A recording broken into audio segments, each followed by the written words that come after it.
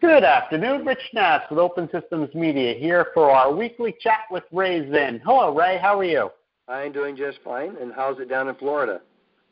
It's actually hot and humid, but I guess that's what you get when you live in Florida. Yep. Well, I mean, that's the good and the news, the good and the bad, right?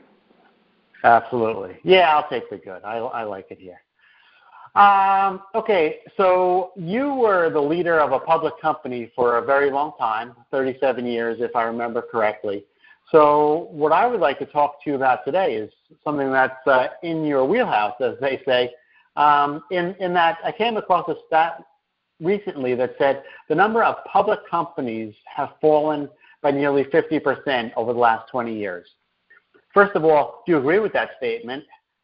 Second, is it a good thing or is it a bad thing? And then third, what if anything, should be done about that?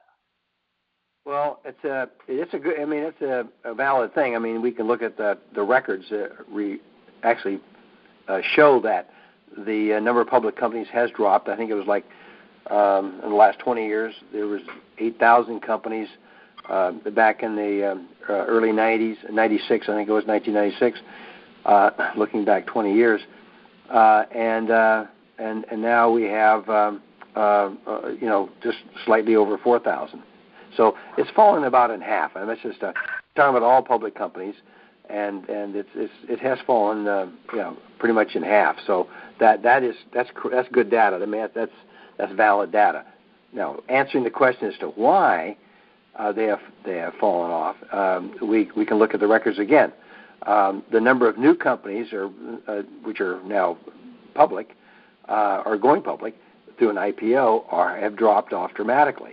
In other words, the number of new companies that are being added to the market are increasing at a much slower rate than those that are being consumed or going out of business. So that's why you're seeing this drop from this 8,000 to now just a little over 4,000.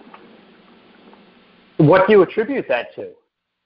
Well, again, the number of new companies that are being put on the public market through the IPO process has dropped off dramatically.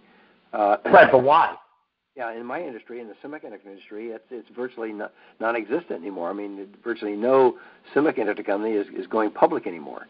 And the reason for that is quite simply that they find the public market is more difficult. You got the Sarbanes-Oxley Act that came through that makes it more difficult for companies in the reporting process. The investors are much more difficult now to deal with. They're looking for earnings. That's how you get the stock value, is your multiple of earnings, and they're also expecting you to grow.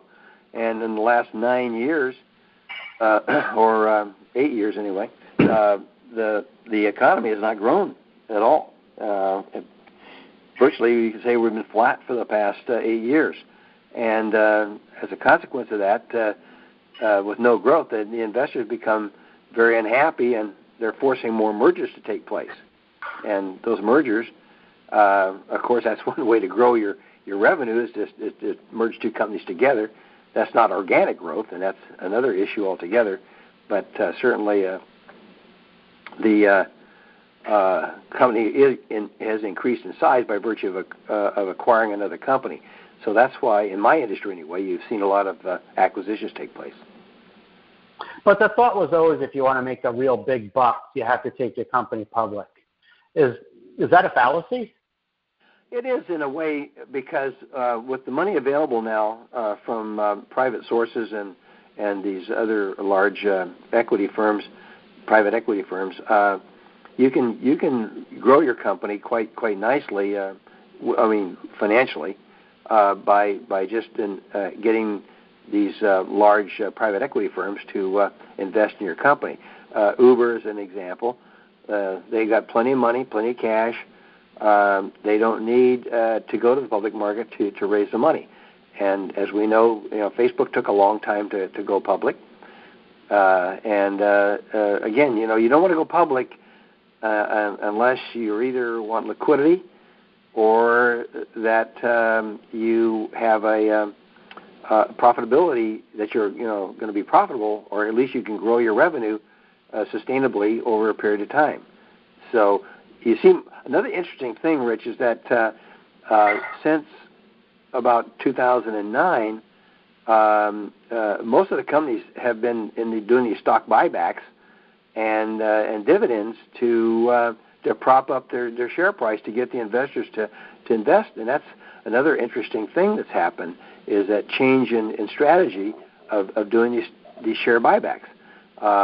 And so they're doing about half shares and half dividends just to keep the investors interested in the stock, keep the stock price up, because they're certainly not growing their revenues. So going public is not akin to selling your soul to the devil.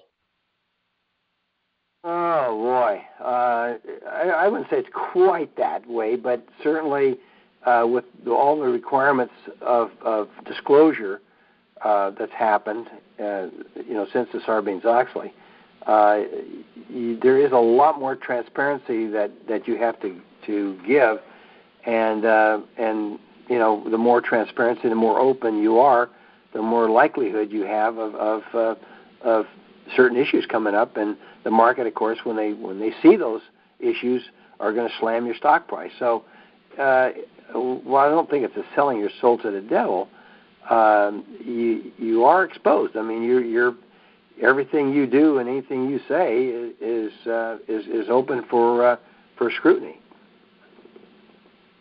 Very good. Okay. Well, that is a fantastic conversation, and I'm sure that'll lead us on to the conversation for next week. That was Ray Zinn. He is our weekly discussion person, and he's the longtime CEO of Micrel. He has a podcast that's called Tough Things First that you could find very easily if you Google that. He also has a book by that same name, Tough Things First. I thank you, Ray. Have a great day. Out on audio, too.